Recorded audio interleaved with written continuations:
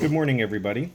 It's been a while since my last video, and I know I've been promising you all to post another one, but it's hard for me to come up with topics that you all want to hear about.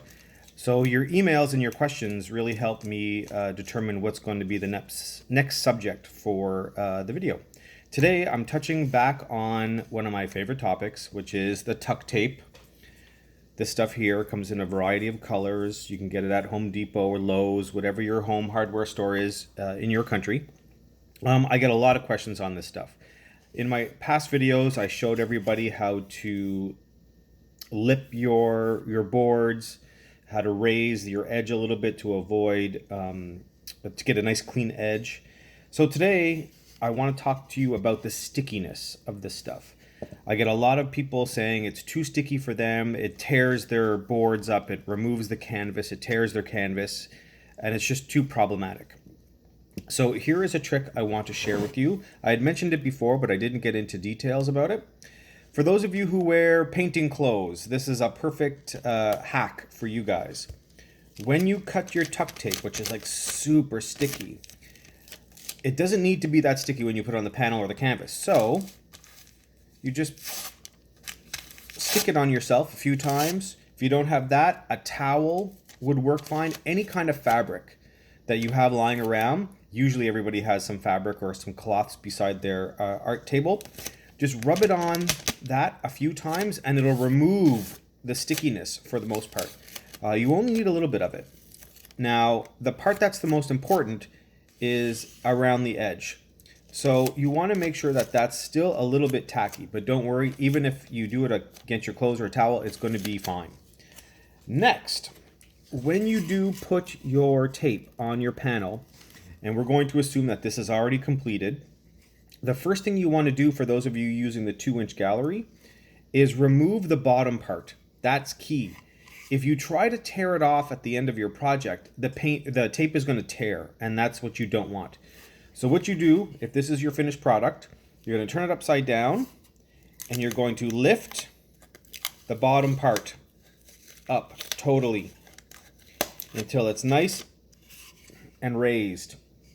Then, if you forgot to do the towel test or the t-shirt test, take your hair dryer or take a blowtorch or something that has a heat source. Don't blowtorch it too much. And just gently heat it. Once that's done, 10-15 seconds, the paint will peel off, or sorry, not the paint, the tape will peel off perfect, leave no residue, not damage your board or your canvas at all. So that is a tape hack for you. And then you can just pitch your tape. The other thing I want to talk to you about today is something that I've been dealing with all summer, is yellowing when I use resin. What I have found is, of course, if you put your painting in the sun and you have a lot of white space in your painting, which I tend to do a lot, it's going to turn white or yellow within a couple of hours. So as again, I mentioned before, the resin that I prefer to use when I'm using huge amounts of negative space is art resin. For sure, I did all my testing and it came out on top. However, I did discover something that I've been speaking to the art resin team about, and they are in agreement with me. Artists are somewhat not very patient people. So when you have your piece that's already completed, we tend to mix up the resin within a day or a few hours of that piece being dry to the touch.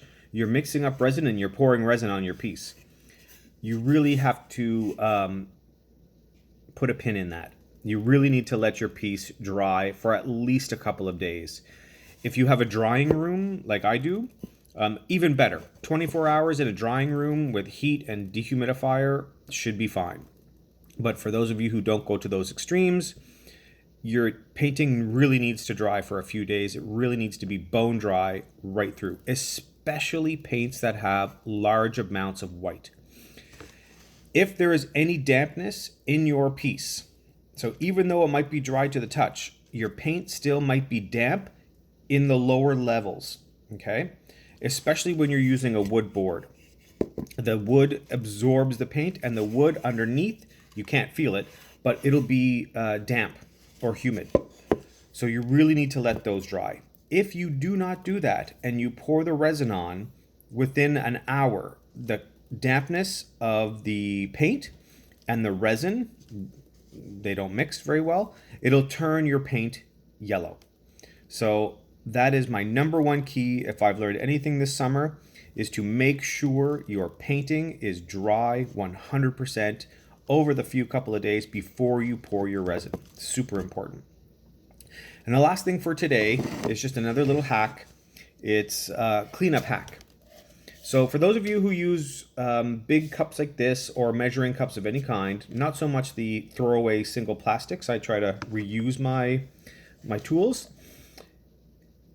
When you're done pouring your piece and you've scraped all the resin out and you've turned it upside down, and a lot of people let it sit overnight and then they try to peel the resin out. That never works for me. It's a nightmare. It's just not pretty. I have pieces of resin everywhere. It doesn't come off clean.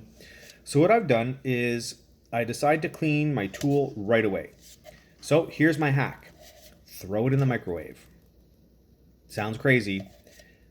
Take whatever resin you have left. With a paper towel, you get as much out as you can. Then you put your container in the microwave for about 10 seconds. That's it. You don't need to go any more than that. Once that's done, the heat of the microwave is going to liquefy your remaining resin. So when it comes out, you can pour it onto a paper towel or right into your garbage very easily. It just comes out like water. Then with more paper towel, you clean the edges as much as you can inside. Then a little bit of soap and warm water with a sponge. And within 30 seconds, you have a perfectly clean container, nice and dry, and you can use it 100 times again until the little red stuff starts wearing off. So that's it. If you have any questions, leave me a comment. I'd love to talk to you guys. Have a good afternoon, guys. Bye.